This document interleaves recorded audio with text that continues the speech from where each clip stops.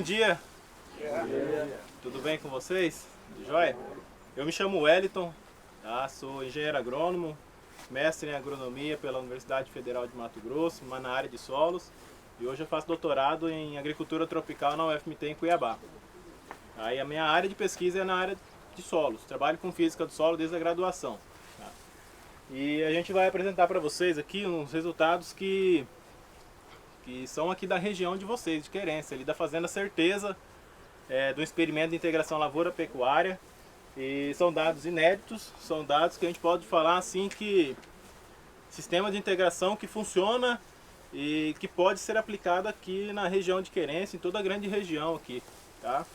Não são dados que a gente são hipotéticos, né? A gente testou, não são poucos anos, foram 7 anos de integração lavoura-pecuária lá na propriedade do Sr. Neuri, tá?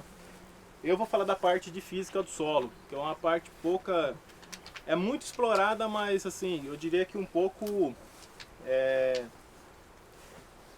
pouco utilizada por produtores por conta da demora na sua análise laboratorial principalmente, tá? Por que é importante estudar essa parte de solo, tanto fertilidade, física, a parte microbiológica que o Anderson vai abordar daqui a pouco?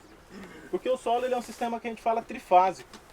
Eu tenho um sistema onde eu tenho minerais, eu tenho matéria orgânica, mas nesse sistema também eu tenho água e tenho ar no solo. Então eu tenho um sistema que 3 fases estão se combinando. Qual que seria o ideal? O ideal seria que todo o solo apresentasse pelo menos 50% de poros, de porosidade. E desses 50% de porosidade, pelo menos metade desses poros retessem água. Mas não apenas reter água por reter, mas reter uma água e deixar essa água disponível para as plantas. A gente sabe que a agricultura, dependendo do manejo que você aplica, ela pode inviabilizar, a construção desses poros. Então, o que acontece? Normalmente com o tráfego intenso de máquinas, com o pisoteio de animais, a gente acaba desestruturando o solo. Não sei se todos aqui já foram na mata, e quando você pega uma porção de solo, você tem agregados. A gente chama de agregados. Então, como é que se forma esse agregado? Depuração de micro-organismos, ação de raízes de plantas que vão formando essa estrutura do solo. Essa estrutura ela é ideal porque ela vai facilitar a percolação de água no solo, vai evitar que a água escorra superficialmente, vai evitar problemas de crescimento de raiz no meu solo. Vai evitar também, por exemplo, complicações na absorção de nutrientes. Muitas vezes você pega a análise do solo e você fala, poxa, mas meu solo tem uma fertilidade muito boa, construída. Mas às vezes por conta de uma compactação, você acaba limitando o crescimento da planta. Isso porque a raiz cresce menos, você vai ter menos água disponível para transporte de nutrientes entre o solo e a raiz. Então você acaba criando ali um grande problema. Então a compactação é um dos principais fatores que limitam o crescimento e a produtividade da planta. Isso porque a planta gasta muita energia tentando desenvolver raiz, tentando buscar água, buscar nutriente, e assim disponibilizando menos energia para o crescimento da parte aérea, de folhas e grãos, enfim. Então, ela influi diretamente na resistência mecânica do solo, na aeração, porque a raiz da planta também troca gases, ela também respira. Então isso é uma questão muito importante. Armazenamento de água e movimentação de água no solo. Então, como eu vinha explicando, os sistemas ao longo dos anos eles foram se modificando. Isso é uma coisa que vai continuar. O sistema convencional, hoje a gente tem muito aplicado, a questão do plantio direto, que mostra essa importância do sistema na estruturação do solo, sistema de integração lavoura-pecuária e inclusive com árvores no sistema, principalmente para quem trabalha com gado leiteiro. Tá? E esses sistemas em si, seja ele qual for, seja com máquinas ou pisoteio animal, eles interferem diretamente nas propriedades do solo, seja ela física, química ou microbiológica. Tá? Então, uma das principais causas está a compactação. A compactação do solo, a gente tem observado que é um dos principais fatores limitantes no crescimento das plantas e, por fim, na produtividade. Com o intuito de estudar como é que é a ação desses sistemas integrados, na parte física, química e microbiológica do solo, foi instalado um experimento lá na propriedade do Sr. Neuri, na Fazenda Certeza. O que foi feito lá? Há 7 anos, no ano de 2007, foram instalados vários tratamentos, né? Esse tratamento padrão, que é de soja-milho, que a gente chamou de sistema convencional, tá? Paralelo a esse sistema convencional, foram testados 5 sistemas de LP, Integração Lavoura-Pecuária. Então a gente tem o LP 1, 2, 3, 4 e 5. Esses sistemas foram sendo modificados ao longo dos anos, sendo testadas tipos de culturas anuais diferentes e gramíneas também diferentes. Wellington, o que mudou de principal entre esses sistemas, né? O tempo, né, de permanência da braquiária. E como é que foi distribuída a agricultura e pecuária? Bom, no sistema de LP, na estação chuvosa, pelo menos 60% da área agricultura e 40% da área com pecuária. Assim que foi distribuído. E na segunda safra, ou safrinha, toda a área com planta de cobertura, com gramínea, né? Principalmente pensando na nutrição animal, que era o gado. Aí nessa inserção foram feitas algumas adaptações ao longo dos anos, que a gente tem desde 2007 até 2015. Os dados, né, foram coletados aqui em 2014, depois de 7 anos de implantação do sistema. Ou seja, então a gente tem dados aí confiáveis, com muito tempo de trabalho. Então, as culturas forrageiras subsidiavam a pecuária, né, durante o período seco, e a taxa de lotação animal, né, foram de 6 animais durante a estação chuvosa, naquele sistema onde você tinha braquiária de um ano para o outro, e 2 unidades animais durante a estação da seca, na entre safra. Como é que foi feito esse estudo na área? Eu vou botar aqui para mostrar exatamente a malha experimental que foi instalada lá na área.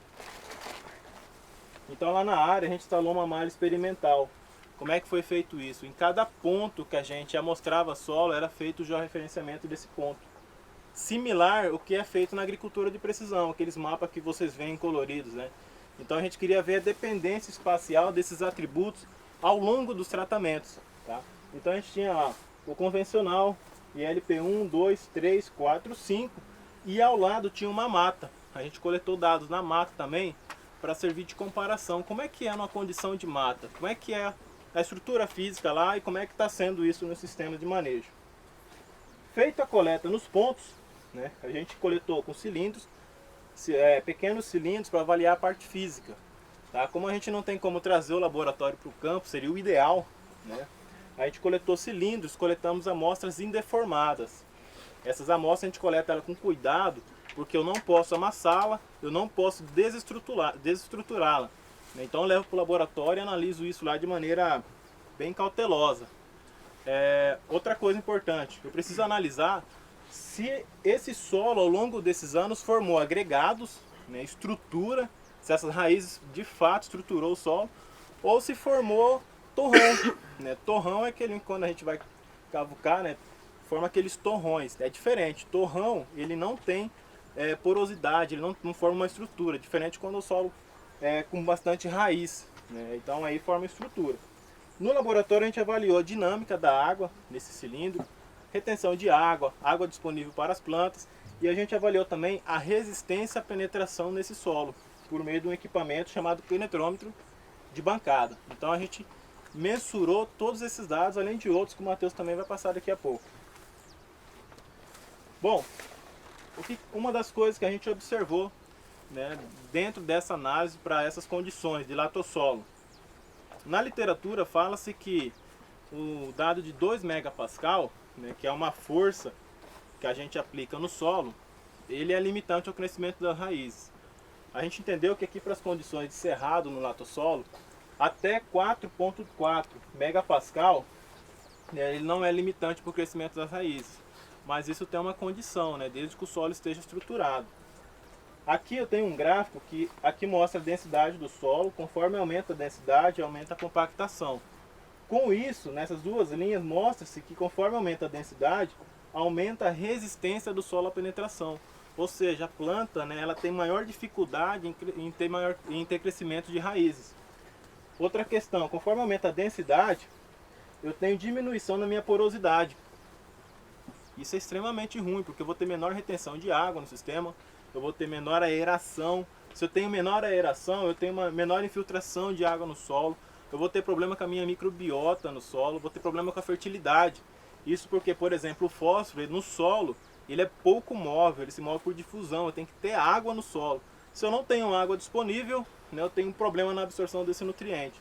Então, alguns sistemas diferenciaram nessa parte da densidade do solo, que eu vou mostrar daqui a pouco. Outra questão importante, isso aqui é um gráfico de curva de retenção de água no solo. Na condição natural desse solo, lá avaliando na área de mata, a gente observa que a mata tem mais de 50% do seu solo, da sua estrutura, com poros. Ou seja, se eu conseguir conduzir um sistema de integração que mais se aproxima da condição de mata, de porosidade, né, então meu sistema mais sustentável é. Essa é a condição. Aqui, um dos que mais se aproximou foi o sistema de integração lavoura-pecuária, o sistema 4. O sistema 4, tanto 4 quanto 5, eles tiveram entre 2 e 3 anos de braquiária na área, consecutivo, 2 a 3 anos consecutivos de braquiária. Esses são mapas gerados lá na área do Sr. Neuri, da Fazenda Certeza. Então a gente tem aqui o convencional, o sistema de integração 1, 2 e 3, 4 e 5. Os sistemas 4 e 5, eles tiveram pelo menos de 2 a 3 anos de braquiárias seguidas, sem agricultura. O convencional, ele apresentou menor porosidade aqui na camada 0 a 10, em relação aos tratamentos com integração lavoura-pecuária. Aqui também, tanto no convencional quanto no LP1, né, ele apresentou menor resistência. Mas você está falando que no convencional teve menor resistência na camada 0 a 10. Mas a camada 0 a 10, aquela primeira camada superficial, 10 centímetros, ela é muito afetada tanto pelo pisoteio dos animais, quanto pelo tráfego de máquinas. Quando a gente começa a avaliar mais em subsuperfície, que a gente começa a ver os resultados. Quando a gente começa a avaliar a amplitude do intervalo hídrico ótimo. O que é um intervalo hídrico ótimo? É aquela condição do solo onde eu tenho maior água disponível para as plantas. É uma condição que às vezes você vai no campo, você vê que o solo está um pouco úmido, mas a planta às vezes está sofrendo. Isso quer dizer que eu tenho água no solo, mas essa água não está disponível para as plantas. Ela está retida num poro tão pequeno, né, que a planta não consegue absorver. A gente consegue ver isso no intervalo hídrico ótimo. Aqui eu tenho um mapa para a camada 0 a 10 e para a camada 10 a 20. A camada 0 a 10, por ela estar mais exposta aos intempéries, tráfego de animais, de máquinas e animais, a gente quase não conseguiu diferenciar os sistemas. Mas quando a gente olha na camada 10 a 20, não sei se vocês observam aqui, ela é mais clara em relação ao convencional, sistemas de LP1, 2 e 3. No 4 e 5, a gente teve de 2 a 3 anos de braquiária. Ou seja, a ação da braquiária nesses sistemas, por mais tempo, permitiu que o intervalo hídrico ótimo fosse maior. Então, ou seja, a ação dessas plantas no solo, a raiz delas contribuiu porque a amplitude de água disponível para as plantas fosse maior. Então isso foi um resultado assim que, para as nossas condições, é um resultado prático, né, que a gente foi feito aqui na região de Querência. Então a gente conseguiu concluir lá nesse trabalho que produção de forrageiras por 3 anos consecutivos, né, apresenta melhor qualidade física, pela maior amplitude do intervalo hídrico ótimo e frequência de poros. Né? Então a braquiária de 2 a 3 anos nesse sistema de integração, ela favoreceu a formação de poros no sistema para maior retenção de água. E que depois de 7 anos, né, os sistemas de integração lavoura-pecuária, né, provaram ter papel importante na intensificação do uso da terra, né, com grande potencial para reduzir o impacto ambiental das atividades produtivas. Tá? Esse trabalho, né, é um trabalho que foi defendido na dissertação de mestrado do Renan Tavanti. Ele está em São Paulo defendendo doutorado. Fui aluno de mestrado, colega dele lá. Aí hoje a gente está apresentando os dados. Essa foi a parte física. Tá? Muito obrigado. Vou passar para o Matheus. Aí no final a gente troca uma ideia, bate um papo. Matheus.